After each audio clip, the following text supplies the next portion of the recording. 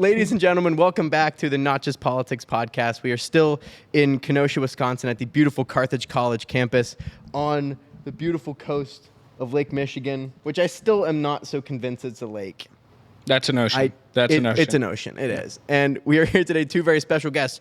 Their second time on the show, Ross Irwin and Manu Meel, COO and co-founder of BridgeUSA, CEO and co-founder of BridgeUSA, and host of the Hopeful Majority podcast. Where do they find it? Is it everywhere? It's everywhere. YouTube, Spotify. Yes, it's everywhere. It's all over the place.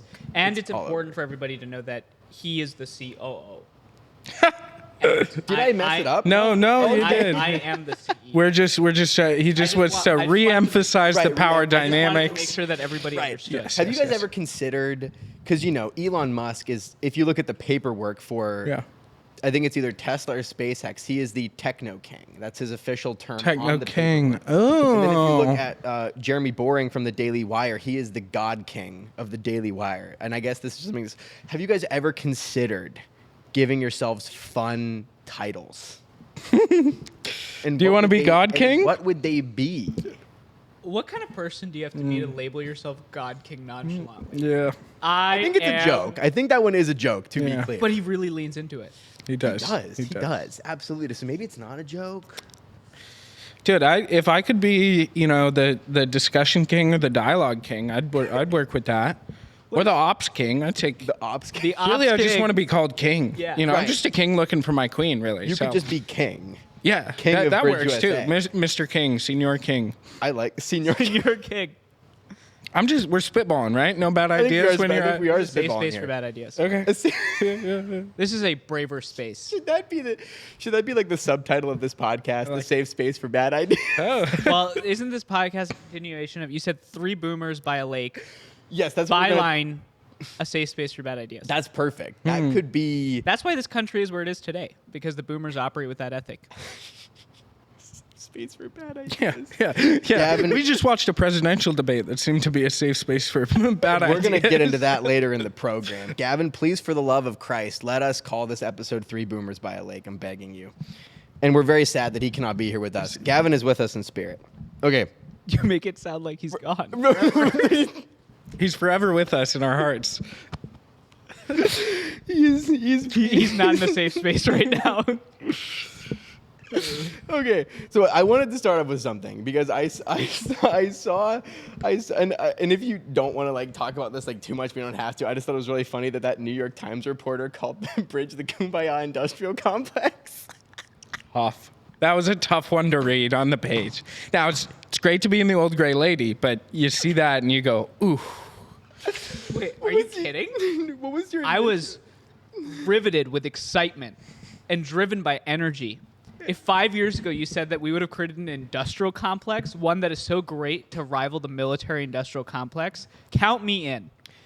Isn't that kind of funny? Do you think that to a certain extent there's any, and maybe this is like a semantics argument, but do you think to a certain extent because there is such a negative or controversial attachment to the idea of like an industrial complex, like those combination of words that, because you talk about the outrage industrial complex, which I absolutely think is true, but do you ever think that people look at that and they kind of take it as like a jokey thing or like maybe not as seriously as they should because there is such a large conversation with sort of a negative context around the military industrial complex? Yeah, I mean, I think that's certainly true. And I think generally what I hear when I hear industrial complex is like somewhat of a self-serving thing, right? Something that's more interested in its own existence than necessarily fulfilling its mission. Now, that might be because of the way we consider the military industrial complex, but I mean, the fact of the matter is we need more haters, right? Like we need more haters, and the fact that we don't have enough haters means that we're not loud enough and we're not out there enough, and we need people to say, oh, this is dirty kumbaya stuff, or people to say, oh, it's dirty free speech stuff. Like that is what we need, right? Yeah, and Agreed. if I just said, do you know the average salary of a CEO in the military-industrial complex, or the average salary of a CEO in the outreach industrial complex, or do you know how much content creators make off of their influence? I know, roughly. I mean, it's ridiculous. Hundreds of thousands of dollars. It's insane. If we are the Kumbaya industrial complex, the only currency that apparently we're trafficking in is human hope and happiness, and I'll take that. Of course, yeah. I mean, that's it's better than when I saw some of the numbers of how much money people make on TikTok. It's like unreal. Yeah. Like that's absolutely crazy. Executive compensation is those are big numbers now. And I'll also say that the reason why he really said the Kumbaya Industrial Complex was because there is a real cottage industry of organizations that are just popping up saying, hey, we need to hold hands and sing Kumbaya. Yeah. I think there's two things that people need to know. One is that listening to people that are different than you, I think, is the ultimate act of courage at this moment when everybody around you is telling you to be quiet and shut people down. And the second part of this, I had Monica Guzman on the last episode, and she said curiosity is the real resistance. Yes, I love that. I think too often people assume that conversations with people are meant for us to grind down our differences, when really what I would say is that it is the ultimate sign of respect to sit down from a fellow human being and say, let's have a conversation so we can better understand each other. Yes. And you can call that whatever you'd like.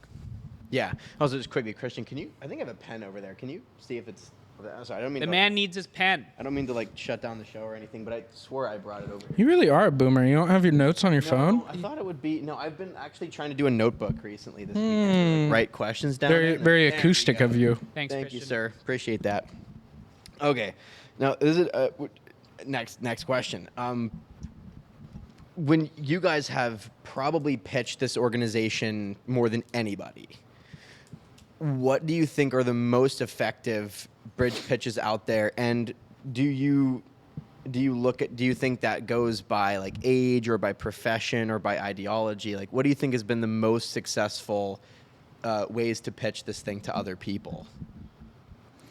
Oh man, I really don't think that there is a one size fits all pitch, right? I think that you got to communicate a couple things, right? You're going to talk to people you disagree with. Yes. Except it's not going to be like anything else you've ever experienced, right? It is a place that is welcoming to you no matter what you believe, right? And that even if you don't feel informed enough or educated enough on the topic, you can still be there. And I think those elements of you have permission to be in this room are very important.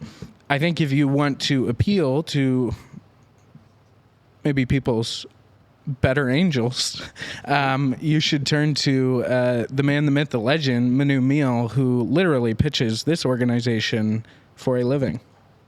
Mm-hmm. I am a myth and a legend. I am. And I'm here. And I'm so glad to grace these airwaves with the mythology of BridgeUSA. The airwaves are honored to have you. And I would just say that the one thing that the Ops King here said, which I think is totally accurate, is that at this moment you have to engage. And I think the strongest pitch for BridgeUSA is asking people whether or not they watched the presidential debate. Did you watch the debate? I did watch the debate. I spoke. Do you need a better pitch?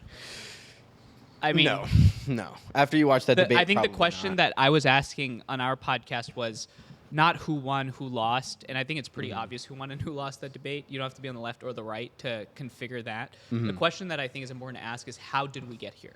Yeah. How did we get here? Because if we don't answer that question, we keep saying this is the most important election, this is the most important election. We're going to be stuck in this constant back and forth cycle where we don't actually do anything to solve the most important problems that exist, right? And I'll just say that I don't think about Bridge ever as pitching. The Okay. way that I think about it are what are the biggest critiques against bridging work and how do we respond to those critiques? Okay. And I would just say that I think there's, and you do dialogues all the time with students, right? And like you just came off of a third-party debate that you were moderating.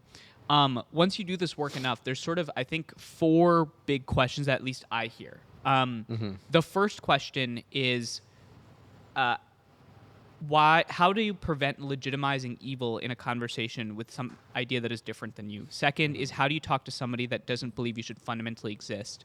The third form of critique we hear is, why should we have dialogues when at this moment the urgency of the election is so important? And then the fourth thing that we often hear from college students and high school students that we work with is, what does a dialogue actually do? Does it actually do anything? Like, of all the things that I could be participating in, why should I sit here and talk to you when I could go out there and advocate for whatever issue I care about? Yeah.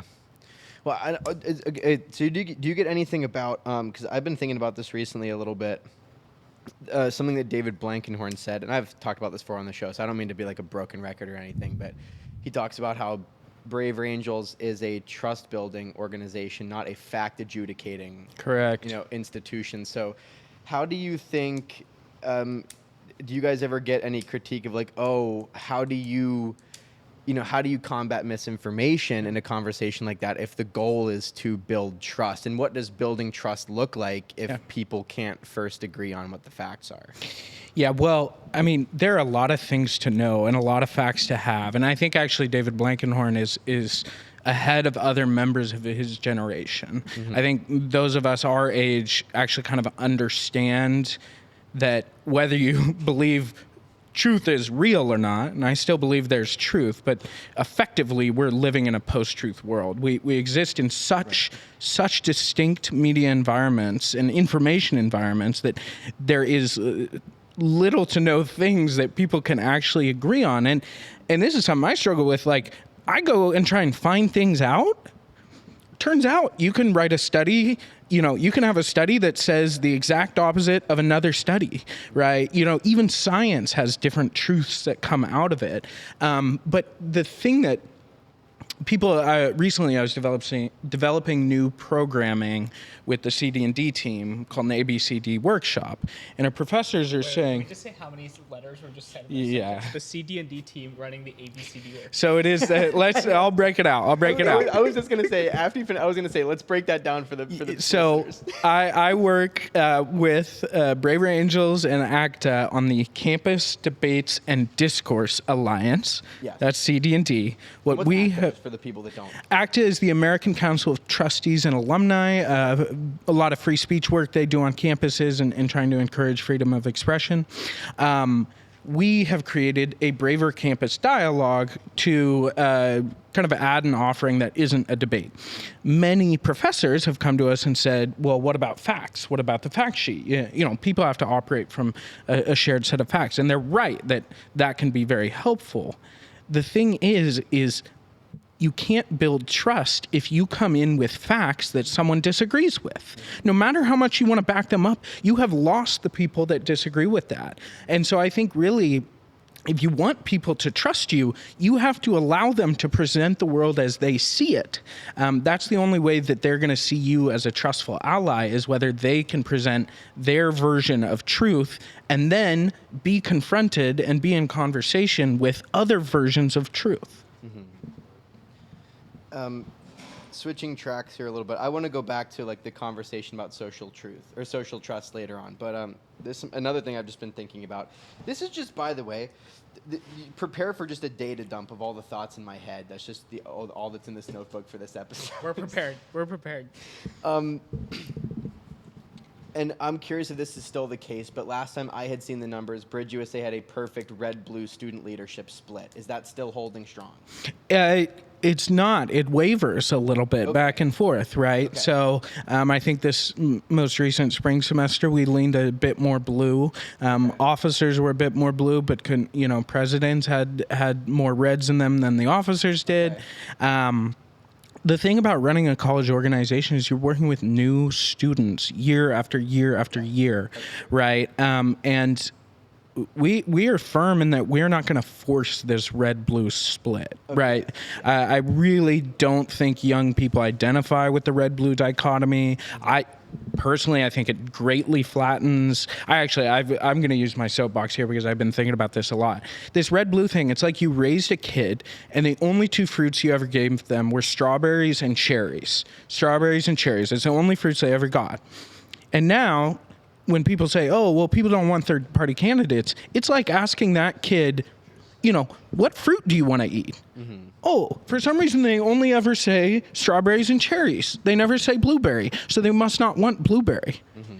They don't even know what a blueberry is, right? They don't know what that other option is. And so as an organization that isn't going to force a dichotomy on our people, there is going to be some waning and waxing of our ideological split, but that's a healthy thing. And if it ever becomes egregious, we will obviously be addressing it. But I think shooting for a perfect 50-50 split is really flattening the identities and the ideas of young people in BridgeUSA. And actually, I do want to touch on that again later in the program. We'll talk about the red-blue thing. My question with that, though, is it seems like Braver Angels is still having trouble bringing Reds into the fold. And I think that's, from what I can tell, that's almost a movement-wide problem. Have you guys noticed any fundamental differences between younger and older conservatives that might be contributing to the fact that maybe BridgeUSA is bringing in, like, based on the percentages, a little bit more Reds? I'd have to look at the exact numbers, but I know that Braver Angels has been talking about that for a while, at least since the convention last year, that Reds aren't showing up as much maybe as we need them to. So I think one thing that Ross said that I want to elevate is this idea of red-blue not necessarily resonating. I think you have to be very specific about the demographic and the people you're talking about. Young people, red-blue does not resonate. Yeah. I think most young people right now, there's one word that unites all of them, regardless whether or not they're a Charlie Kirk fan or a Joe Biden fan, a Trump fan or an AOC fan, and that is skepticism. I think most young people are just skeptical. And so that New York Times article that you referenced actually had an interesting anecdote from two of our students. I don't know if you read this, but basically the anecdote was our CU Boulder chapter leader was talking about how she's having a hard time reaching progressives on her campus. Okay. And on the other hand, our UC Berkeley chapter leader was talking about how she was having a hard time reaching conservatives on her campus. And I think that that actually gets at a core fact about bridging work, which is that the dominant group will not initially come to the space because the space is often a place for the people that feel most persecuted. UC Berkeley, aka the Republic of Berkeley, aka the Bastion of Blue, is like the place. It's like the Mecca for liberals, right? Yeah. All the conservatives initially came to our chapter. And so the question that I think we have to be asking ourselves is, are we creating a space where most people feel welcome? And then importantly, are we messaging it in a way where people feel like they can trust each other? It's also constant work. Yeah. Right? Like, you don't just get a good split and keep it. Yeah. Right? Like, we've seen chapters year after year go, oh, we got more liberals now or more conservatives now. Like, it's just a constant effort, right, to keep that up and to maintain that messaging. Yeah. And I think the question you should be asking yourself is, like, what is the end goal of the Kumbaya industrial complex, right? Like, Right. what are we actually going for, right? And I don't actually think if Bridge won in a perfect world, right, if this idea of bridging actually resonated with people, victory does not mean that there is unity between red, blue. Like, Yeah. I Agreed. think when we say bridge, I think what we're talking about is bridging to understand why the other person disagrees with you. Yeah. And there is just as much diversity within the left, intra-group and inter-group diversity, as there is on the right. And that is the vocal minority. It's the idea that building a bridge doesn't necessarily mean you have to cross it, right? Like, you build it, it's there in case you want to. You don't have to. It's not forcing anybody to. Yeah, we're not forcing the islands together, right? We're providing a way for the islands to go back and forth, see what that other island looks like, right? And hey, if you want to stay on that island, you realize you like that island better, great, then you can. But we're not forcing you onto that island or saying that we all together we're just the same thing. We all believe the same things, because that's just so far from the truth. And you had didn't you have like a really good analogy about this? About, like, you don't have to actually cross the bridge, you just have to you just have to get on the bridge with the other person, right? And come to the middle of it and be able to talk to one another. And you don't actually, like, have to go over there, but we need exposure to that, right? We need conversations across that bridge. This is a question from Claire Ashcraft. She gave this one to me to ask to you guys. Yeah. Shout out Claire Ashcraft. Shout out Claire Ashcraft, good friend of the show. Where do the two of you feel heard? You spend so much time creating spaces for other people to give their opinions, right? Or on this podcast. I actually feel really silenced. I mean, beforehand, the person setting this all up told me to move my chair. Where do you guys go?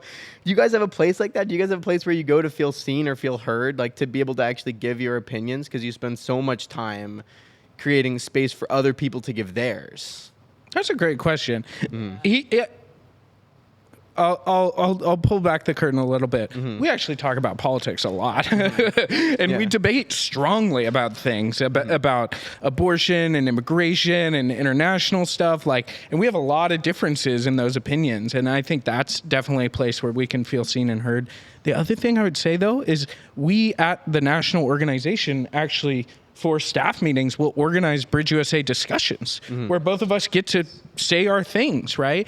And it can be a little difficult in a public capacity to really, say all of our things, all of our beliefs, and not feel like we might bias what it seems like BridgeUSA is. But in that group of people working on it all the time, that gives us that opportunity to share and feel seen and heard. And a question you had actually asked last year that I was thinking about in preparation for this is what does success look like? Yes. And I've been ruminating on that coming here. And yesterday, actually, a friend of ours who's standing outside over there, as Carson. Yeah, I'm trying to direct them to the door up here, but we can't stop the show. We Sorry, keep going. we should just let them come onto the show. No, I'm kidding. And one of the things that they had asked us, sorry, just cut for a second. Christian, could you do us a solid and let some people in? We're live. We can't. Let Christian, can you let them in, please? That would be They're fantastic. Okay, thank you so much. Oh, this is so sad. They're all just outside in the heat. Yeah, I did ask that. They're coming. That's what I had asked you last time. What does success look like? So if I just echoed this point of I think oftentimes bridging work gets this rap that you can't share your opinions because if you were trying to bridge differences, are you actually trying to help people see each other? And a friend of mine was asking me yesterday, should they share, for example, their personal opinion in a debate at the risk of biasing her ability to be a bridger? And my point in this is success in this world means that you can share your opinion without compromising your ability to bridge. Because I think we live at a point where we're so quick to judge. We're so quick to jump at something. But we each have a tremendous capacity to give grace. And I think that, for me, is a part of success. Yeah. And maybe along that same line of questioning, do you think we're there yet? Because I've kind of felt for a while that when I'm at my chapter, when I'm talking to people, I have let go of some of my opinions in a way, or I've really detached myself from them because I'm not educated enough, or I feel like it's not my place to speak, or something like that or another. Have you guys done, because it seems like then you guys set up debates, or at least conversations privately with the national team where you guys can still keep those muscles sharp, but at the same time, do you think there is a benefit in a way as bridge builders to separating yourself from your opinions a little bit? Is there a benefit to that in I do certainly feel I don't know if there's a benefit, but I certainly feel sometimes I don't have any opinions because the one opinion I hold is bringing people together. Yeah. And it is a real thing. I have exercised, it's like any muscle, right?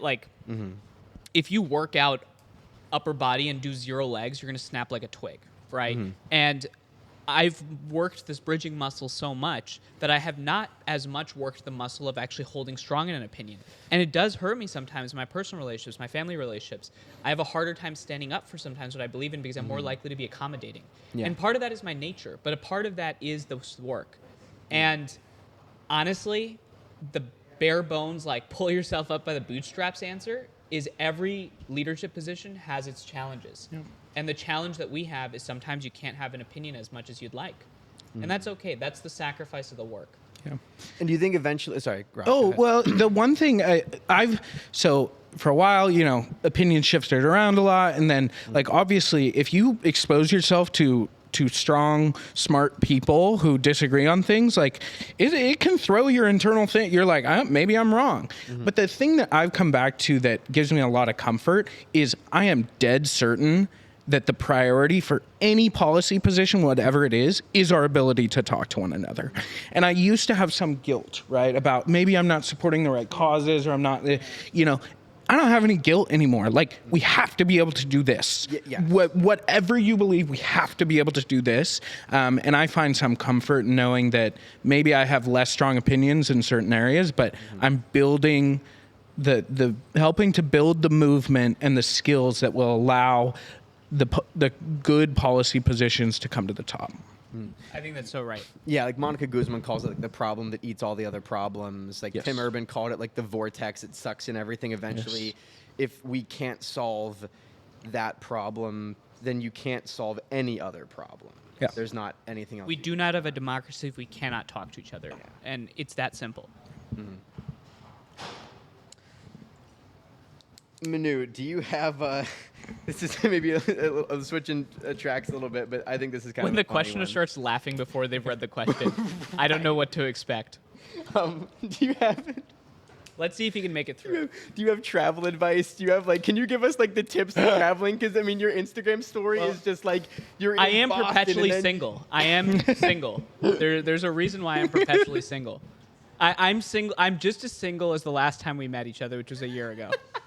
I think I might be even more single. Singular, yeah. Yeah, I mean, I think at this point, I've fallen more in love with Marriott walls Right. than I have, yeah. So I mean, How do you stay sane? How do you stay sane being like alone all the time, Yeah. traveling from place to place, right? Because if you don't know Manu is constantly speaking and working with people and going to different places where people want to hear this message, but that means he's alone. Yeah. You're with people you don't know. You're dropping in for an hour or two to communicate something and then going back to an empty hotel room. How do you stay sane? How do you keep from getting too lonely? Yeah, like and even then, just like handling the actual schedule. I look on your story, and you don't do it all the time, but it'll be like you're in Oregon, and then you're in some part of California, and then you're back on the East Coast again. And then at one point, you were doing like an Austin to Boston road trip before Gettysburg last year. It's like that's so insane. that's right. Loves gas stations, baby. Austin to Boston, those gas stations are a killer. Part one is like honestly, like I FaceTime Ross a lot, and our friendship, and I've made some of my best friends doing this work. I there's a physical loneliness to travel, but there is a lot of I feel like I'm spiritually in a place where I'm doing work with good people I believe in. And Ross will get many calls sometimes when I'll be at some bar somewhere, and I'll be like FaceTiming him or John or some of our other founders, being like, trying to request like free therapy sessions and connecting. I mean, I call Claire Ashcraft 3 times a week, Yeah. and I'm like, it's a quick phone call. It's 2.5 hours every time. But so that's part of it. But in all seriousness, I remind myself how lucky I am. You're asking me a question about how do you not complain when you're on a plane 20 or how do you not stay lonely, right? And how do you stay sane? Handle it. And It's so crazy. I think the fact is that one thing that humans are really good at is we're really good at adapting to our circumstances. Ross, for example, does 9 hours of Zoom calls, and his entire day is just dealing with other people's problems. And like that, he's figured out how to adapt to that. That's got its own unique challenges. And I don't think one thing is more challenging than the other. And you adapt. And the final thing I'll say is about perspective. I remind myself and ask myself when it gets really tough if there's anything else I would rather be doing right now. And importantly, if my grandkids ask me, if I was lucky enough to be in that position, and they ask me, what were you doing in 2024, 2023, 2022, when the country was so incredibly divided and going through one of the hardest times, I want to be able to look them in the face and say, I tried. I don't know if I succeeded or not, but I tried. Right. And that might sound cliche, but that's the type of stuff that keeps me going. I've said the exact same thing. Like at the end of my life, if I don't look back and say that I tried to fix this, I'm gonna regret it. It's just gonna be a thing that you're gonna regret. So wait, so do you guys now, Roz? So you guys are roommates still, right? Yeah. Now so that means you're holding down the fort like alone, like most of the time. Do you guys play like video games? Do you guys have hobby? Like, what do you guys do to kind of like keep yourself? Are you kidding me? He pays double rent, but gets to live in a single. What's his problem? It's very nice, yeah. Hobbies or Yeah, like do you have any you hobbies? play like video games? Do you do like board game stuff? Like what do you do in your like in your free time? Yeah, Do you well- have any free time? everyone's got a little bit of free time, right? There are some very long days, but luckily I get to spend them with wonderful people that I love working on this, right? Manu said it's just fixing other people's problems, but really, honestly, at this point, it's just watching other people do great work, right? And just trying to help them where I can.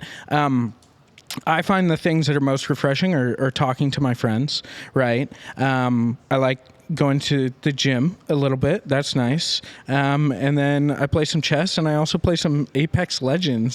So Big Apex. No, he won't say it, but he's really good at that game. yeah, it's such a waste of my time. Listen, Jeremiah Cutright very correctly told me, video games are an incredibly cost-efficient form of entertainment. You spend like $60 on a game, It's and true. if you get 200 hours out of that game, Yeah. it's like that's incredibly efficient Yeah. in terms of entertainment. Yeah. So, And the good thing is, his hobby involves not losing any money because my hobby is poker. Oh, And so It actually- my hobby literally involves me going broke on a weekly basis. yeah. And so while I'm going broke, he's enjoying himself playing Apex. And Yeah. I'm not saying I have a problem, wink, but what I'm saying is that, you know, like Ross is a great chess player. Ross plays great video games. I do a lot of poker. I read a lot. But honestly, the hobbies in some ways give you a little bit of the capacity to execute your day to day too. absolutely. They're refreshing. They're energizing, and also they help you work on skills that you would have never thought about, like keeping a poker face. yeah, for sure. What has been the biggest learning experience from running BridgeUSA? If you can look at it from a like human and conversation perspective, and then also from a business and management perspective. What are some of the things that like people don't understand about running nonprofits like this? I will speak from just a more businessy perspective. I think one of the things that was the hardest to learn is like how to say no and how to keep yourself really refined on what you're doing, right? Because at first what happens with BridgeUSA is we're talking to everyone we can get a hold of and say, please, please, please, we'll do anything, right? We'll make it happen, right? And then all of a sudden you turn a corner and you've got so many people who are saying, oh, can we do this? Can we do this? Can we do this? And at first you go, yes, of course, yes, let's do it all, right? And then it's important to then go, no, what are we really good at? Yeah. What do we know how to do? What do we have the capacity for? And let's focus right on that thing, right? There are infinite levers that you could pull to be working on this problem. Figure out which levers you have a hold of and yank those things, because so many people get so caught up in like just trying to do every good thing, and there are oodles of things to do. And I think what we've learned is what we do is we create high school and college chapters. That's what we're great at. Let's keep doing that thing and let other great partners do the work that they do. Yeah. Do you ever find it hard holding people to the levers and priorities that you've outlined? Absolutely, it's hard. It's hard to hold myself to it, right? Like for instance, you know, we made a decision at the start of this year to not purposefully grow, right? We had a lot of chapters. We didn't have enough money to support more chapters, right? And what we had to do all of a sudden was go from, we'll take any chapter, you know, we want to create, to we're not going to put effort into creating a new chapter right now. We can't support it, so let's support the people doing the great work, right? And that was very difficult for me. But I think what you need to be able to do is show that each thing you are doing is advancing the mission, the mission, not the broader movement's mission, right? Necessarily, not your idea of what's a good thing, but aligning yourself to that. And I think it's difficult at first, but it also provides tremendous clarity to the people actually doing the work. Yeah. And if I took it from more of like a philosophical standpoint of like the value of building something, whether it's a business, a company, a nonprofit, whatever the case may be, honestly, the skill set is very similar. I think that right now we live at a moment where we need more builders and less breakers. Yes. Right now in our society, we incentivize breaking, incentivize critique. Who said that? Was it on your show? Who said that? They said we need more architects and less anarchists. One of our, I just recommended his book. Actually, I wrote a book review for it. In the Chronicle of Philanthropy, I think. His name is Ibu Patel. That's right. Okay. He helped found an organization called Interfaith America, amazing leader and also amazing organization. And one of the things, I'll share a story actually in this book. So he was at this conference in 1998, right? He had, I think, just graduated college, and he went to this interfaith conference. He's very religious. He shows up to this conference, and he starts critiquing the conference director. And he throws out like the book of all of his critiques about their work and, you know, all these authors and these philosophers. And at the end, the guy says one thing to him. He says, go build it. And that became the premise for Interfaith America. And I think that one of the hardest things you can do in life is build something, but it's also one of the most rewarding things because you get success not from the outcome, but actually the process. And if you take a step back, the bruises, the challenges, the pain, I mean, every day I wake up, there's at least 5 people pissed off at me, at least 3 problems happening, and at least 2 people that want money from us. That's like a daily baseline, right? But what I remind myself is that we're on a mission to execute something that we deeply believe in, and there's nothing I could be more prouder than that. So go build. Let's go back to the truth thing real quick. I was wondering if I could just sit here and think with you guys about this for a bit. And again, to my friends that have already heard me say this, I apologize if you're listening to it again because I've been thinking about it a lot. But the one thing that I liked from The Constitution of Knowledge by Jonathan Rauch was that he talked about how he applied it to knowledge, but I think it also applies to truth, is that it's not a destination, it's a journey to get there. And I think I've had a big problem recently, and again, I don't mean to call out any particular ideology, but I think there's this weird thing on the political right now where I think the left does it. I think they all kind of do it, but it's like they act like the truth is settled and that they have it, and that if you just kind of hopped on board that everything would be better. And I think that's kind of like a mentally stagnating way to live. And I'm just wondering, how do we get ourselves as a society back on the understanding that this should be a journey that we all stick together and not like a singular point where we can all of a sudden go, okay, we found the truth, we can stop looking now. So honestly, what we should do is believe in science, but not the way that we keep saying it, right? Because you're talking about the right, but my opinion, the left keeps saying, believe the science, believe the science. Yeah. Like science is some book that we have, right? That you just have to read. Right. What we need to do, in my opinion, is reinvigorate not the science, but the scientific process, right? Is to have a hypothesis, test a hypothesis, evaluate whether your hypothesis matched your test. That's what we need to reinvigorate, is truth seeking and a process of truth seeking rather than assuming there is truth. Because, and I don't know necessarily how you do that. I think you can create spaces where people can challenge one another's truths. I think that's a huge part of it. But I agree that both kind of sides of the political spectrum, or the very flattened and simplistic political spectrum, they have a set of facts, and they're going from it, and they believe that is a set in stone thing. And it's not. The story of human progress is one of us learning that we were wrong 10 years ago. Yeah. Do you think that misinformation can be, another thing I've just been thinking about, do you think that misinformation can, because it's always going to be a problem. Yep. It's never What is not going to be a misinformation? thing. To me, Yeah, like what does that word mean?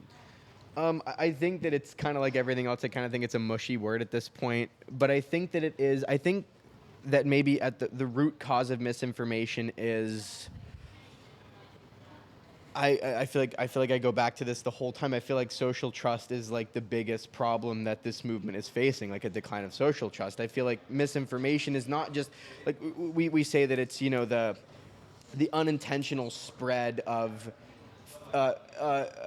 incorrect information, factually, because disinformation is the intentional spreading of that, but misinformation is the unintentional spreading of false information. And I think the entire societal conversation is like, oh, we need to educate people more, but I don't think that educating people more is the thing. I think that I took a media literacy class my sophomore year. My biggest problem was we spent a lot of time talking about what is a trustworthy source and where to go for trustworthy news, but nobody talked about the fact of why do people not trust the trustworthy sources?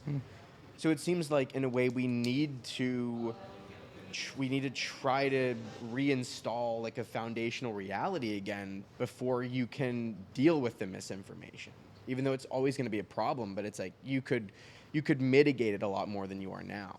Yeah, the reason why I asked you that question was because I think one of the things that you said there is there needs to be trustworthy sources that you go to, for example, right? Or that someone's got the information. But the problem is that if you live in a society where the dominant ethos is skepticism and mistrust, as you say, there is no such thing as a trustworthy news source, because chances are that if you believe deeply in the New York Times, someone else believes deeply in the Daily Wire, right? Or name your source.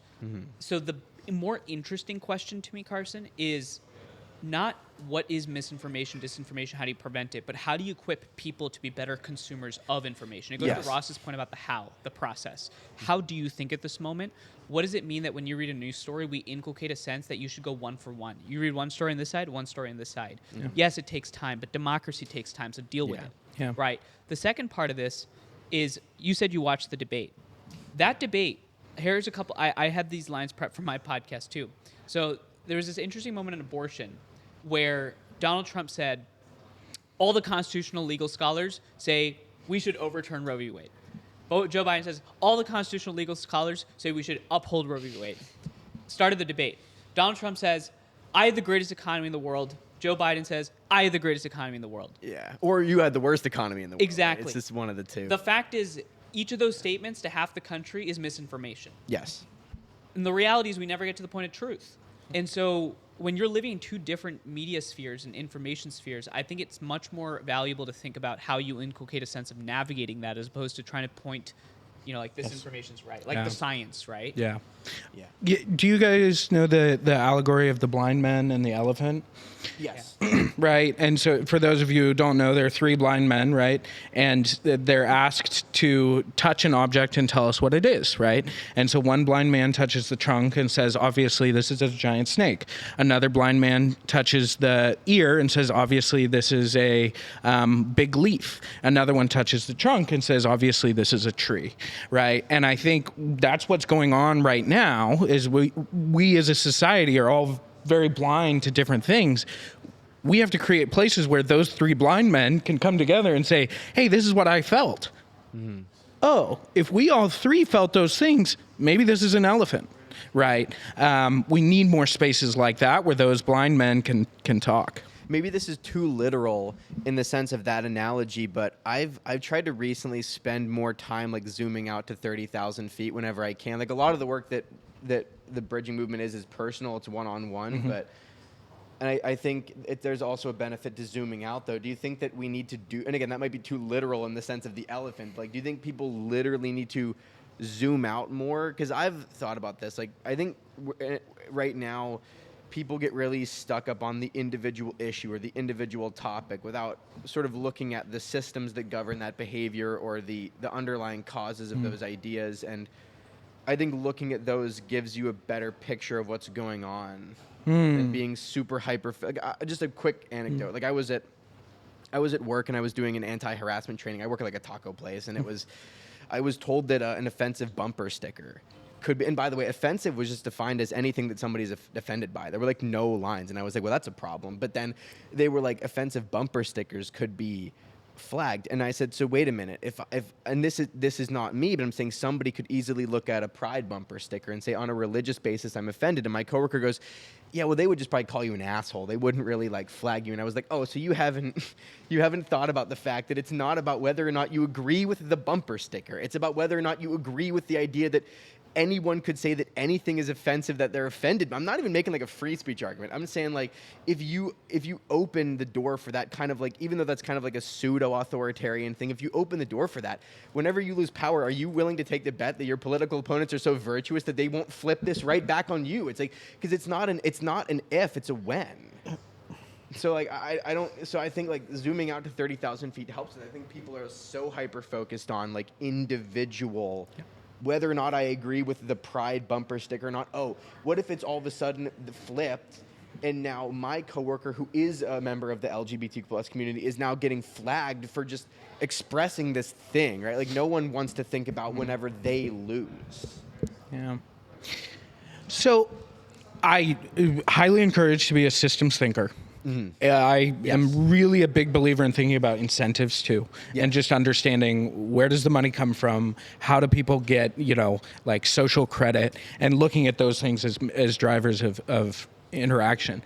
I would actually say though, Carson, I think some of the reason that we have this division is because our politics has actually zoomed out to the national level, and that has characterized every local conversation you have. And I think in some ways you do need to zoom out to see the systems at play, but I think we also need to zoom back in and not think about what does this pride flag mean as far as the national discourse, but who is that human that's my neighbor or my coworker, and what can we do in our community? Because that's where most politics happens. Yes. That's where you can really affect things.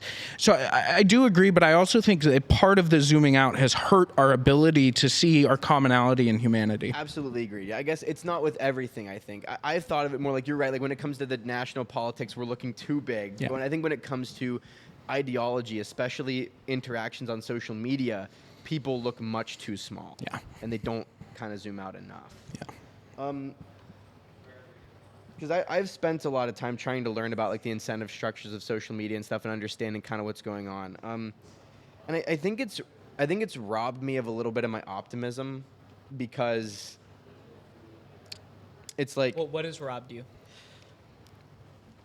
Now this is a therapy session. this idea that you would not disrupt the profit columns of any of these social media companies at the expense of like what is all this data that Jonathan Haidt's doing now about like how dangerous this has been to young people, and the tech companies like aren't slowing down. It seems like to me pushing us into a faster pace of going digital. But could I share what actually is giving me hope right now? Yes, John, please. you take John Haidt's very tangible thing. So for context, John Haidt wrote a book called The Anxious Generation, right? Yes. So this book was about how social media has made young people much more anxious. Cell phones are a bad introduction.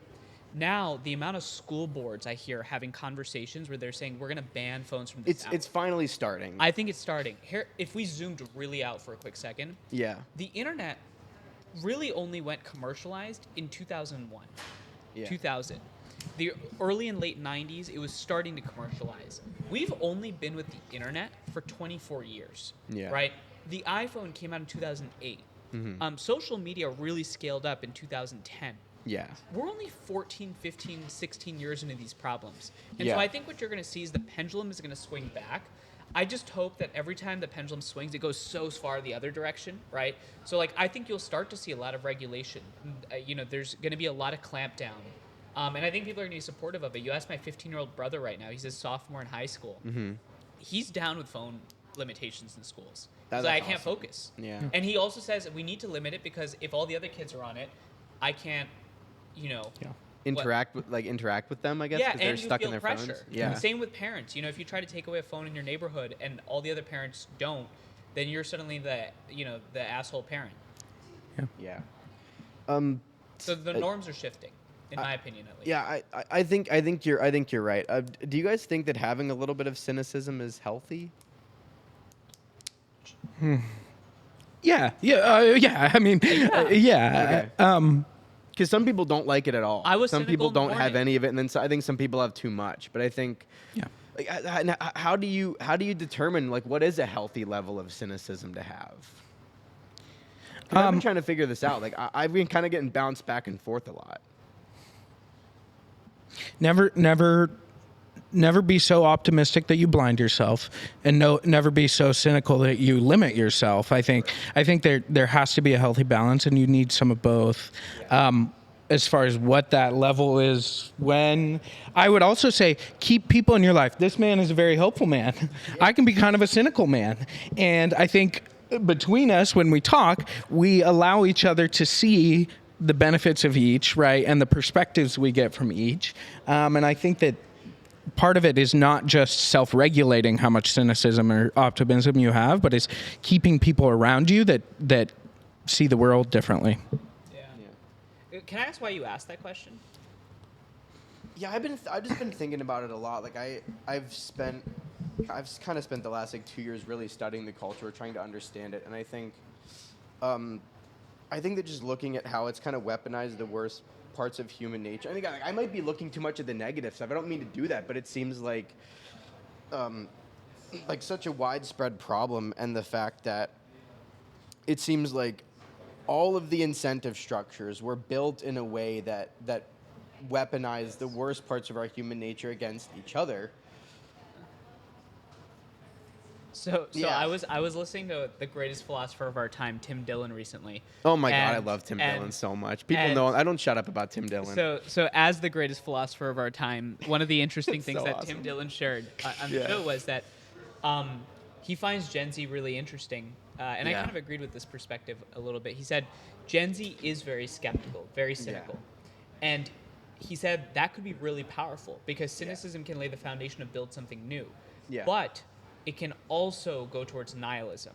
Yeah. And I think the way that I think through that is I think you got to be guarding against nihilism. What did he say? My Chinese godson, 3 years old, black-eyed nihilist. Like, Yeah, that's what he said. I have no idea what you just said, but I'm sure the audience will find it funny. But Oh, he I was will, saying like with the Gen Z, he was like, they're all black-eyed nihilists. He goes, see, like my godson, 3 years old, black-eyed nihilist. You just look into his eyes and there's just there's nothing just, there. it's just- Yeah. yes, yes. Now he talks about how like the just like your eyes are black, right? Like it's just like Yeah. you're so skeptical and cynical that there's no chance about it. Yeah. And I think that's what you have to start guarding against.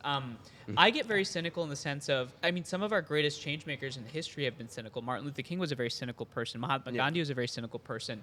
Mandela was cynical while he was in prison. Some of our greatest, Abraham Lincoln was clinically depressed, and they used to call it melancholy in his time. But he perpetually talked about the sadness in his days. Teddy Roosevelt was a very depressed person. He lost his mom and sister in the same night.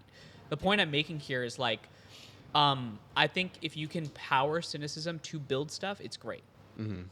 Just guard against the feeling like giving up. The nihilism, yeah. No, I think that's the right answer is don't let yourself slip into nihilism. Yeah, absolutely. That's the line. And for agree with that, optimism, yeah. don't let yourself slip into complete utopianism, right? Of Like, cour- of course, yeah. and complete like narcissism, which is the opposite of nihilism. I mean, the nihilism I just thing made is that like, up, but it sounded right. It sounded very good. You Thank have a lot of you have a lot of profound thoughts. This is something we talked about last time. You're just full of them, and you can just come up with them on the spot like that. No comment. That's the one thing people don't like when I say this, but that is one of the things that Jordan Peterson was right about for a long time. Is he's always saying to young people, don't become nihilistic. Like, don't let yourself fall into that because it's just a black hole you'd never get out of it. Yeah. And Jordan Peterson talks about his depression all the time. He does, yeah. Okay, so we're switching tracks a little bit. I've been feeling like for a while, I think Israel-Palestine's like the big obvious one here, but What a transition. right, it's been having. Well, it's not about this, but Okay, it's just like okay. in general, like the idea of creating a space for people to discuss that topic. Whenever I feel like it's not, I don't know how. Like it's not. I don't have any like connection to that conflict. I have no stake in that conflict. You know, I want it to be over, but at the end of the day, it's like I'm me. I can't tell a Jewish person or a Palestinian how to feel about any of that stuff, but at the same time, everyone around me seems to be real stuck up in it. Do you have any advice for like how to build that space?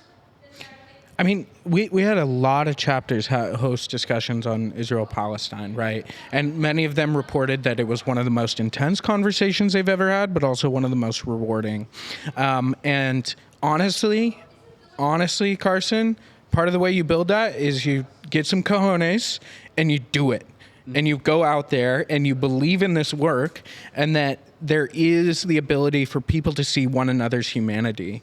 I think the other thing to remember is that, at least as far as BridgeUSA goes, we're not going to the people who are actually warring in conflict. Of course, right? yeah. We're dealing maybe with family members or immigrants who have come here from those places. Yeah. But I'm going to say this, and much love to everyone, but I think people in America are getting a little stuck up with themselves about, those people are truly evil when people are dying because of this conflict. And I think a lot of people in America have assumed like this is their battle. And I wonder if they're kind of getting sucked into the social media vortex of you have to think this thing and care about this thing. Exhausting. It's like, listen, that conflict needs international attention. I think that if you talk to 90% of people out there, they want that war to be over tomorrow. But it seems like I'm just watching like a cooking video of someone making cupcakes, and the top comments are like, yeah, but what about Gaza? And it's like, Christ, guys, can we like make the cupcakes first and then maybe talk about Gaza while we eat them at the dinner table? You know what I mean? It's like, it's being dragged into every aspect, and it's exhausting. It's like, and my thought is like, even from the perspective of the people that are trying to get other people to care, it's like you're overloading their system with this. Like, it would actually, in my eyes, be more effective if you didn't bring it up quite so much. Can I ask you how many times someone has actually brought it up in an in-person conversation? With me personally, Yeah. not many. Because I've heard it in some classrooms. I've heard But it. I mean, just like you mentioned the cupcake video on TikTok, right? Like, I just mean randomly, you're like walking around. Has someone ever been like, "So, what do you think about Gaza?"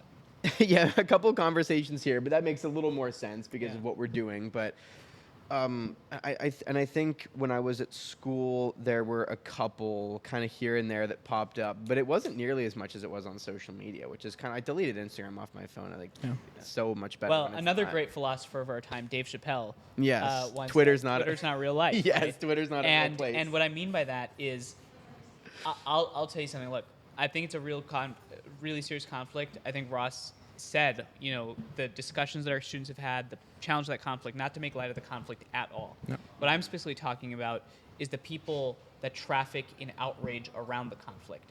Mm-hmm. I would not be surprised if half of those accounts that are commenting on the cupcake video know that them commenting on this video, Gaza, is going to drive clicks to their account. That's the cynical side of me. You want to know the cynic in me? The cynic in me is the outrage industrial complex means that online, it's like, how do you drive traffic and content? I mean, that's where I'm And at like right Ross now. understands social media but much better than I do, and he's put me on some like fascinating accounts. And like, you can see people's strategy. I sometimes resist it. On our podcast, sometimes I'm like, what if the title of the debate coverage episode was "Exposing the Debate: Joe Biden and Trump Deathmatch"? I hate the capitalization of words in YouTube titles. It's the dumbest thing to me ever. I hate The that that's all what you caps. have to do. But you get what I'm saying? Yeah, of course. Yeah, I mean, I've been thinking about this too. Like,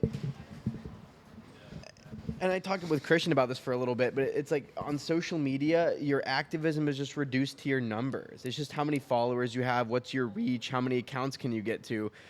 And it's like, well, of course people are they're going to dial the emotions up to 11. Like, of course they are, because that's exactly the thing that's going to get them more attention. And then that's how they make money. And then that's how, in their head, that's how they get their social cause out there. But again, it's just going to more people that already agree with you. You're not reaching out to anybody new by doing this.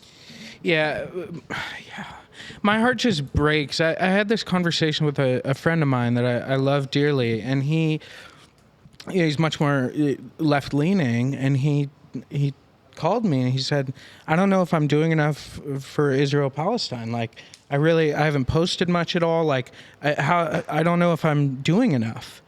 And I was like, buddy, there's not much you can do, But by right? the way, like you Tim could, Dillon said, posting the All Eyes and Rafa is like, it's a new show on NBC. Like that. Did you see that post that was put up? It's like, yeah.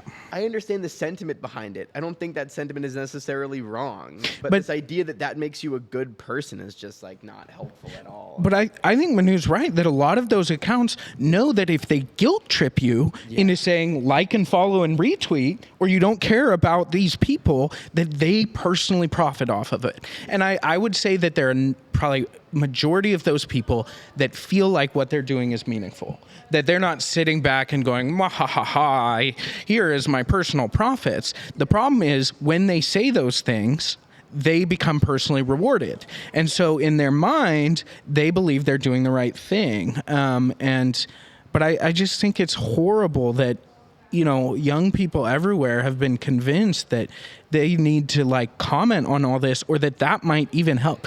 You could send money, right? Maybe if someone isn't very educated, but every young person at this point knows what they're doing. So what I told him was, I was like, buddy, like, go to your city council meetings, like go help an election. Like you can fix things right in front of you right now. Yeah. Here's the question I would ask you: Sure. It goes exactly what Ross is saying in a little bit of a rounder way.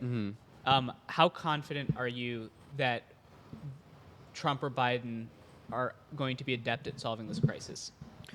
Oh my God! If either one of them, I saw Trump hit a golf ball on Instagram, and I was like, wow. Great Guess he swing. does, right, you know what I mean? Like, yeah, it was like, it's not bad. But no, I mean, I don't think that either one of them are. I mean, I'm so out on, and we'll get to the debate here in a minute. Well, no. I'm so but out on both of those. The reason why I brought it out is because Ross was talking about his friend, right? And Ross said, hey, maybe you get engaged in local stuff, right? I'll do you even one better. Fix our political environment so that you have better candidates who can actually yield a real peaceful resolution in the Middle East. Yeah. Yeah. Yesterday I was watching another great philosopher of our time, Jon Stewart. There you go. Yeah, you can tell, where my information comes from. Jon Stewart, But Dave why? Chappelle, Tim But why Dillon. do the comedians feel like they're doing more than I think other comedians people? have I mean, always it's- actually been philosophers. Sure, I think they have too, but it feels like now I would rather go to a comedian who has a complex understanding of the world and expresses that through comedy. I feel like I'd rather go to them than like to a news. I think it's one of the only media places where you're allowed to have a heterodoxy of views at this point. You can't do it in art. You can't do it in music. You can't do it in politics. You can't. None of those places that's allowed. It's the one remaining art where heterodoxy, I think, is encouraged. That's right. I think that is so right. Yeah. Ross sometimes will send me funny Twitter accounts, and some of the most interesting arguments I've seen on Twitter are in those accounts. They're not like political accounts. They're just like random videos. Just people being funny. Yeah. Just, People being funny or Doing like funny just stuff. because they're funny, they have the ability to say an opinion that Ross is saying is heterodox. Sure. And again, and now we'll actually cover the debate. I mean, here's the thing. This was my immediate thought, and we don't have to for long because, as you know, everyone was, oh, Trump won, and I was like, what is there left to win? In that debate, what was there to win? Like, someone at the debate at the watch party did say that they like changed their mind, like maybe they were going to switch who they were voting for. So I'm not meaning it in that sense, but I'm just meaning like, what is left in that medium on that stage? What's left to win? Like, I don't even know. More money for the news outlets. Right. Yeah. More money for the news outlets and fundraising. Did you guys see that RFK Jr.'s stream where he was answering the moderator questions and giving rebuttal to Trump and Biden? It had 5.5 million viewers by the end of the night. He had more viewers than the CNN debate. I did not know that. So I'm like, they should put him in the next one just so that they can get all Will those there eyeballs. be a next one? There's one scheduled, but who knows? Okay. I'll flip. I'll answer your. I think Trump feels. I think most people feel Trump won. Yeah, I think most people. No. Do you think Trump will want the next one, given how much of a like? I mean, Like it only. Biden Trump should has- not want the next one. The Democrats should be I think- saying, "Don't do the next." I think Biden wants the next one. I think he absolutely does because that's the only way he fights back. That's a good point. That's a good point. But you think do you think there'll be a next one? You think Trump will allow it? I think they'll both do it. Yeah, Really? I do think But so. you don't think it gives Biden like a way to get back in? I don't think the Trump campaign nor many Americans believe that Biden has a chance to get back in. Yeah, I'm I not think so- that I'm was not the so moment convinced. that Biden could have proved that Yes, he can that was speak his- clearly and answer questions quickly, and I don't think he did that. And I feel like, in my imagination, the Trump campaign smells blood in the water. Yeah, they do. Yeah, But yeah. if he has They're a trying to finish. But what if Biden has a better debate performance the next time? I don't think that does much, right? Like, let's just say that Trump performs the same that he did last time, even if Biden performs better. That first debate is still fresh in everybody's head, I feel like. I'm not so sure that, I mean, Biden would have to do something, he'd have to come out, like, throw in, like shadow boxing. Like, I feel like he'd have to really, like, make some pretty, like, slick moves. Like, I don't know, I'm just like, and this is, like, so sad that we're even, like, having this conversation at all, but truly, I don't know what else he can do as a political scientist, as an expert in everything, Good. because I have a podcast. Yes. That's the new distinction now. I tell my progressive friends at school, I don't identify as a straight white man. I'm a straight white man with a podcast. That's an important distinction that I need people to it's respect. like being a comedian. Yes, because it makes me an expert in nothing and also kind of everything at the same time. I would say that that's probably a group that we should be oppressing more. Straight white men with podcasts, but Pressing more. That's the only reason I'm on the show right now, right? Yeah, yeah. to No, I mean, I offset kind of that. agree with you. Like, maybe they should get. I make a joke that like everybody should have a podcast, but truly, I mean, maybe I shouldn't even have this one. I don't know. Like, maybe I should. Cut. Maybe it just fades to black. Maybe I should start the Exodus. Yeah, maybe I should. Maybe this should just literally- fade. you Maybe just fall this should fade to backwards. black, and then it should open up with me a video being like, "That was the last episode. I'm starting the Exodus of straight white men in podcasting." Maybe I should just start it. I see the white words on the black screen, like Carson Brown went on to never do a podcast again No, I was and telling you, actually no. had a normal life. I was telling Manu about this. I did a bit, and I didn't ever like fully follow through because it was right during like finals week. But right when OpenAI did like the Sora thing, the text, I did a bit that it was going to replace me as the host of this show. Yeah. Maybe we should go back to that. Maybe that's a good idea. Less straight white, more AI podcast. It's so funny to me that you said that and then you crossed it off your notebook. As Yeah, that was yeah, the yeah, I idea you crossed it had. off You the were list. like, I crossed it off. Sora AI check. The Sora AI thing is done. Yeah. We're jumping around a little bit here, but I apologize. Yeah. What are you gonna do? Has anyone listened to this show before? It's so funny. Like, if anyone doesn't know that this is what I do at this point, This is the vibe. Yeah. Right? Yeah. This is like last year. Yeah. But we are a little bit more toned down, I would say. I would say so. Yeah. We didn't talk about Alex Jones yet on the show. Maybe have he'll not. slip his way in later. Less boomer jokes this time. Do you think that at this point people are starting to wake up to the whole outrage machine and like understanding that they can't really like? Do you think people are finally getting so exhausted by it that they're gonna start to push back? Aside from this movement, obviously, is pushing back against it. There but was I mean, this. I had this people outside. conversation with Andrew Yang on our podcast, and one of the fascinating lines he had was, "Democracies slump into authoritarianism. They Yeah. don't crash and burn, especially advanced." Yes. And what he meant by Yes. that, which I thought was really interesting, was it kind of goes back to the cynicism point where we said, it's good to be cynical, but cynicism can also lead to nihilism, right? I think apathy. People are right now outraged by the outrage industrial complex. The Yeah. question is whether or not they're just going to completely disengage or actually fight back. And I think that's what our movement is focused on. And do you think that disengagement is the wrong move? Yes, Yeah, absolutely. absolutely. I mean, I agree. Yeah, I just wanted to just clarify that. We Because- said it in such a way where you couldn't possibly disagree. Because disengagement doesn't really stop anything.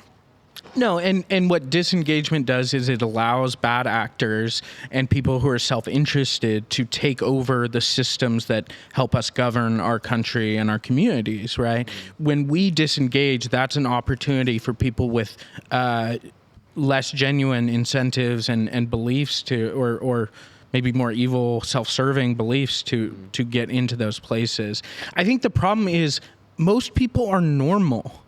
And so they might get outraged, right? But they're not like, they don't want to go to war about it. They're not ready to like brawl with their political opponents. But we need normal people to care about politics because they're the ones we need to govern for. They're the majority of people. They're kind, they're understanding, right? The problem is that as people have disengaged, increasingly, the only people who are getting involved are the worst polarized extremes. Yeah. Grant's done. Grant's out of here. Bye, Grant. I'm kidding. These guys are idiots. Now, Manu, this is something that we talked about this briefly with Claire. I forget what day of the convention it was, but I think it was at lunch. And we all kind of landed on not really necessarily knowing what to do about this. So I don't want to like open up a can of worms that like can't be closed. But we talked about how like with, Well, we have when you- Ops King next to us. He specializes in closing all of those cans. perhaps you could. We got to be focused. When we talk about conflict entrepreneurs, we have to remember that these are also people. And they are, for some reason or another, deciding to do this Yes. work. So it's like, how do we strike a balance between, and I think we also kind of tied into this idea that like the bridging movement should do its best to not turn this thing into an us versus them with conflict entrepreneurs or with incentive structures by social media companies. Or I don't know, maybe we can rail against the incentive structures of social media companies, but the people that made them perhaps might not have had bad intentions, and then you don't want to go drag those people through the mud because like the Social Dilemma documentary said, like a lot of these people didn't really know that this was going to happen. They had no idea that this was going to be the end game. I'm so curious what you think about this because I don't think I've actually asked you this, which is like this strategy of to scale this movement, we need to identify enemies. Yeah. We need to have a they. But how do you prevent yourself from becoming them in the process of fighting them. Yeah. Yeah, I mean, I think it's really hard. I think fundamentally, I think our brains are wired for tribes. Yeah, we're groupish. We're That's what Jonathan Haidt group, talks about. groupish, yeah, and I think that's absolutely true. And I agree that we should not alienate everyone in this process. Yeah. But yes, so I agree, Carson, that majority of people are not like consciously like we're gonna go divide, right? However, these social media companies have seen enough. I think our politicians have seen enough. I mean, the Facebook had an internal report about how poorly they were treating young women's health, right? They understand at this point what's going on. And some people have to have the courage to stop the profiteering machine that is kind of appealing to our base nature and making us angry. But I've got two answers, right? I do think there have to be enemies, right? Because there are enemies and there are people who have put us into this position. However, I don't think that we can just cast off everyone and say you're an enemy. And importantly, I think the difference for our movement can be, hey, we think you're doing a wrong thing, but we would welcome you in. If you see what we're doing, we would welcome you in. Yeah. Right now, what we've got is people who say, you've done a wrong thing. You're never allowed near me again. I'll never speak your name again. I don't want to hear it. Yeah. We can be different in that we can welcome in those who may have acted wrongly in the past. But the other thing I'd say is that as far as a motivator, anger and hate is very strong, but it can be very short-lived. Yeah. Love, while maybe not as strong at first, has a much longer lasting potential for creating relationships and communities.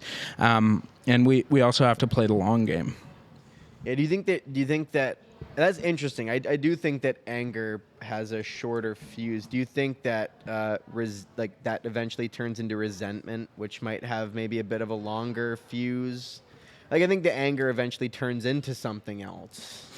Yeah, I think also a lot of it is fear. Yes. Right. We're being told to fear people. And that it will always be a good motivator is fear.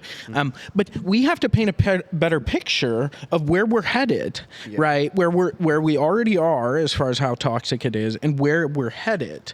We have to make people see clearly the danger that is in front of us because there is something to fear. And we can't shy away from that either. But I'm interested in what your thoughts would be on this idea of creating enemies and how to go about that. And I mean, I think most of what you said I strongly agree with, especially this notion that anger and fear have a much shorter fuse. Love is a longer it's like the difference between caffeine and exercise, right? Like caffeine, there's a crash afterwards. There's a much, by the way, worse version of this that I talk about. This analogy that involves talking about cocaine and heroin, but we won't go there, so we'll stick to caffeine, right? Caffeine, you crash afterwards. Exercise, you have a much nicer day, right? One of them takes much more effort than the other one, right? I'll say one thing to this, which is that I think the people that are dividing us understand human nature much better than the people bringing us together. And if we want to win and build a culture where people feel respected, heard, understood, where we do not demonize large swaths of people because we're so quick to judge, we have to be able to understand that people love groups, tribes. We would be dead otherwise if we weren't in tribes. Yeah. And the ones that weren't tribal are dead. Yep. Right. Yeah. That's kind of the unfortunate reality, right? And oh my God, that just made me think of something. What if the only people that are alive today, what if natural selection only breeded tribalism into humanity? It probably did. Because all the individual people are explorers and stuff and they're all dead. I mean, I think it's the same thing with now the ADHD in all three of us is kicking in. Yeah, it is, right? I think that's maybe possible. I mean, it's also because we have that part of our brain that has pattern recognition to create like truths to keep us safe. Like if there's a snake in the grass, right, and your friend gets bit by a snake, then your brain all of a sudden goes, oh, there might be snakes in here. Let me be cautious of that. And even if there are no snakes, it keeps you alive. And then if there are snakes, like, you know what I mean?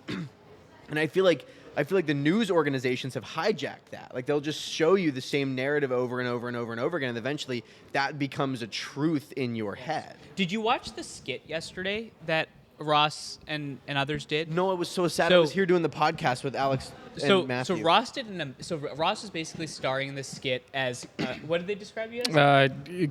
Pessimistic? Yeah, curmudgeon, like an old cranky curmudgeon. Yeah. So, and he'd like did an amazing job. Like the amount of people that came back to me and were like, I thought you totally killed it, right? And it was interesting, this dynamic. So basically what would happen is in the skit is two people would come up and they would say something hopeful, and then this like sad music would start playing, and Ross would basically shut them all down and be like, yeah, but none of this matters, none of this is interesting. Right. And everyone was like, yeah, and they kept laughing, right? It was so easy to vanquish hope. Like it was so easy with humor, comedy, with cynicism. Yeah. And it made me think, like someone said yesterday, hope is the small candle in a dark tunnel, right? It's flickering, which is why it's so easy to extinguish. And I think the fascinating thing about yesterday's play was that pessimism and cynicism fester, I think, much more deeply. And it's really difficult to figure out how to bring back someone that I think is just lost trust in everything around them. Yeah. Yeah. Okay. This play was so good. I'm so sad that I I missed hope that it, people too. actually. I think there'll be a recording. I hope so. I think they had cameras there. And 'Cause I took I some told videos. Haley that I would take videos. She was like, "Please take videos." I took was like, videos I of will. Ross. Okay, good. As long as someone has. It was the so videos. good. For what it's worth, basically everyone who helped me when I was asking them how do I do this, they just said be yourself. So if you know me, you've probably seen a lot of what. It was so good. You actually genuinely did such a good job. Thank you. Okay, now we'll open up the red blue dichotomy thing. Oh. That was I'm so sad that did not get picked as the debate topic the first day we were here. Can you go into just more of that argument? Because you talked a little bit about like if you give the kid only two types of fruit and then they grow up and then it's like they don't even know what the other options are. Could we go over the arguments for and against Braver Angels removing the red blue dichotomy briefly? Or not? I can start with against, right? Because I've annoyed so many people in Braver Angels who love this red blue thing because I keep telling them that I think they should get rid of it. I think you can certainly make a good argument for them removing it. Yeah, but what I have heard in response, I think there are also good arguments. The first one is, okay, you ask people, are you red, are you blue, are you independent, right? Or are you purple, right? And then when you ask the purples more specific things about what they believe, turns out they look a little bit more like a red or a blue, right? That you basically, once you dig down underneath the independent or purple kind of identifier, what you find is someone who's ideologically similar to these buckets. I think that's one of the arguments. The other argument is, well, the two political options in this country are red and blue. So if we're trying to bridge that divide, we should reflect that, right? And understand that that's how people are identifying.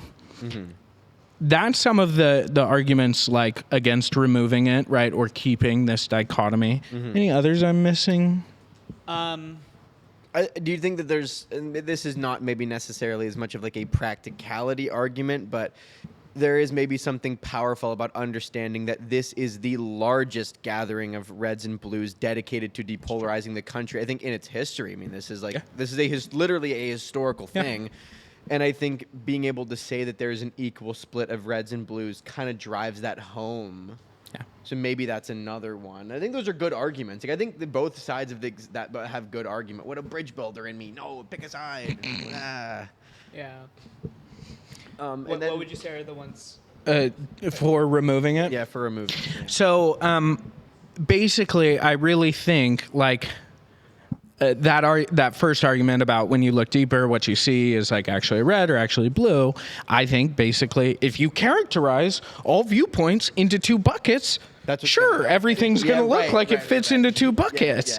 Yeah. But I really think that is too simplistic. I also think I'm a person whose beliefs on guns and my belief on immigration, those two things would put me in totally different parties. Same with me. Right? And that's what I think we're missing is like, I think what we're missing is the ability to say, I care about the environment and international intervention, right? Or I care about immigration and I care about guns, right?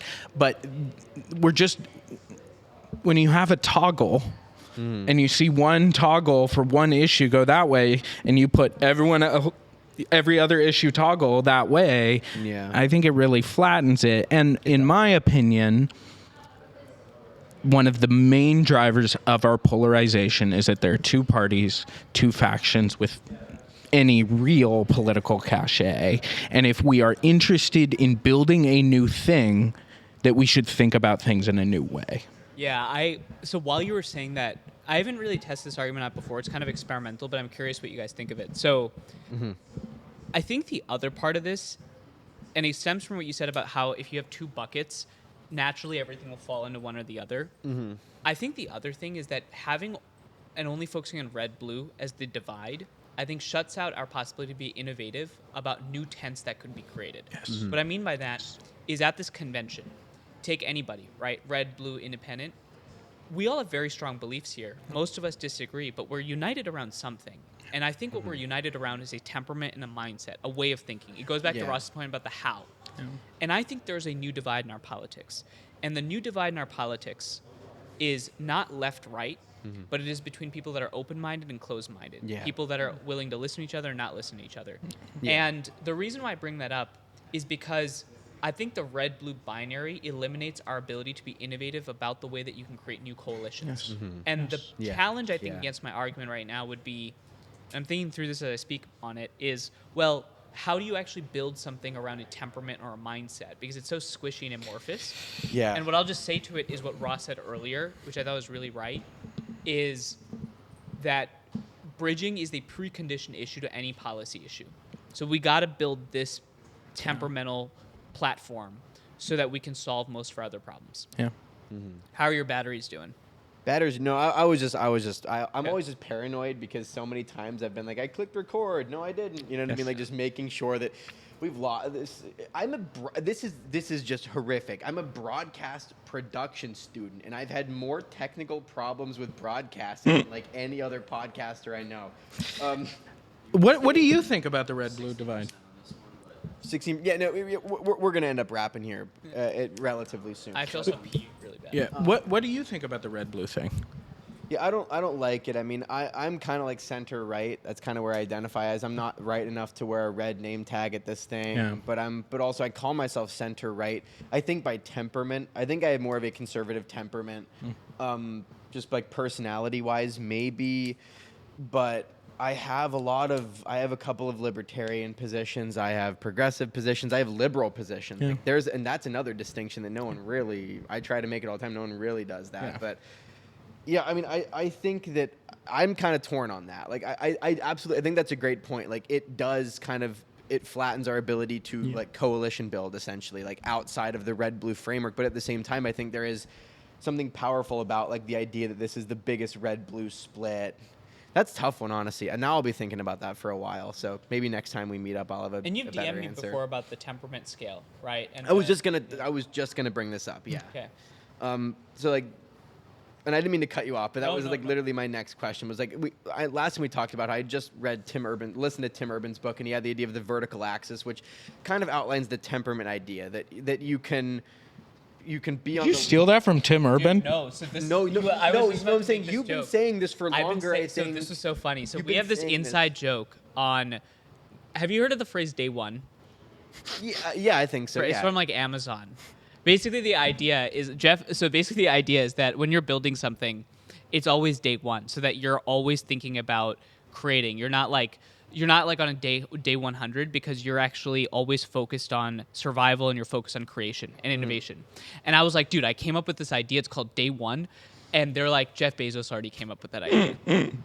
This time. I actually, kind of your on the timeline, Yeah. came up with temperament scale 2 years before this guy. And then Yeah. old man Tim over here, who has a profile picture of a card, a king card, okay, by That's the way. Tim Urban's profile That's picture? Tim Urban's profile picture. Interesting. Talks about this vertical and x-axis, and I think it's fascinating. It is. Now, I I took a Love you, crack- Tim Urban, by the way. I do appreciate your what's our work. problem? What's our problem is a phenomenal book. I really think Yeah. it is. But so I took a crack at this like a year ago. Of how do you fix it? How do you maybe supplement? Because his ladder analogy I think is good, but I think it doesn't quite get as specific as maybe we could get. So I had taken a crack at this last year. I said maybe the vertical axis measures something like intellectual humility plus a combination of a willingness to engage in solutions, but then there was no way to mix those two terms together. There's no way to make that. So then just a couple of months ago, and I kind of abandoned the project again, not like abandoned, it was like put it aside, was that you have to add a third axis. You have to make it a three-dimensional space. A z-axis, which would measure pragmatism, which kind of covers the willingness to engage in meaningful solutions. And then the vertical axis measures intellectual humility. And the goal is not to be, it's flat on the bottom with just one line going up. So the goal is not to be necessarily close to the center. In the model that I was just thinking of, it was the idea that you would just be able to locate, based on a series of tests, locate, okay, how pragmatic is somebody, right? You still have the left-right thing, because even though I do think it kind of flattens us, for the sake of widespread being adopted by people until we can work ourselves out of that, that's kind of where we're stuck. And so I had tried to like make a model for that, and I had tried to turn that into a project, and it turned out to be way bigger than I thought. And then I just started another project that was way bigger than I thought, so it's kind of just like doing that all the time. But but I couldn't quite. See, this is the problem with straight white male podcasters. It really is, man. We get too many ideas in our heads. One of the problems. We should be. We should be oppressed more. I agree.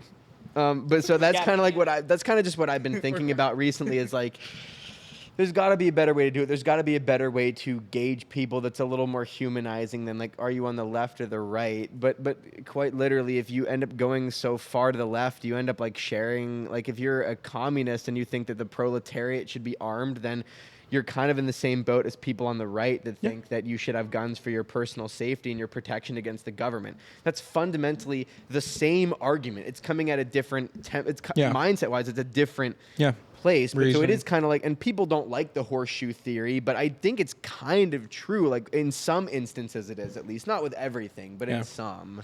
Here's what I think we should do. What should we do? Stop asking people where they fall on left or right. Start asking them, what do you think about the economy? Yeah, I kind of just go issue by issue. Yeah, what do you think about guns? You're going to have a much richer conversation like that and understand that person, I think, much better. Sure, maybe you don't have this like simplistic one-dimensional line, but start asking people about issues. Yeah, there's got to be a better way to do the identifying thing. Yeah. Okay, is there anything else you guys would like to cover? Is there anything else we have not... As I say at the end of every show, we've solved all the world's problems. Yeah, done. We've tackled everything. We can go home now, right? You guys can go home. I think we're out of a job, unfortunately. One thing I do really want to say, I don't know how much you talked about this on the previous podcast, but it's really incredible to be at this convention. Oh my God. It is the largest gathering of reds and blues working on depolarization, right, that the country has ever seen. And hopefully next year, it's even bigger. It will be... In 2026, it'll be even bigger. In 2026, 2 years from now, it'll be even bigger. And so what I would say to all the listeners is get to places like this. Yes. Right? Yeah. Come experience it. You can go do work on your campus, join your local Bridge chapter, start a Bridge chapter, You can right? talk right to the people for this one if you want to. You Start a Bridge chapter. I'm having a hot ones moment. But also try to find a way to get to these big gatherings, because it's hopeful to be in a room with 30 people who can do this dialogue. It's crazy to be in a room with 700 people with reds and blues and in-betweens who all give a shit. Yeah.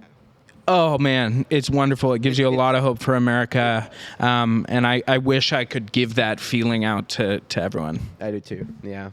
Manu, anything else you'd like to cover, sir? I think Ross covered it. Okay, so now we have some just final fun questions. Christian, shout out to Christian again for helping me workshop this one.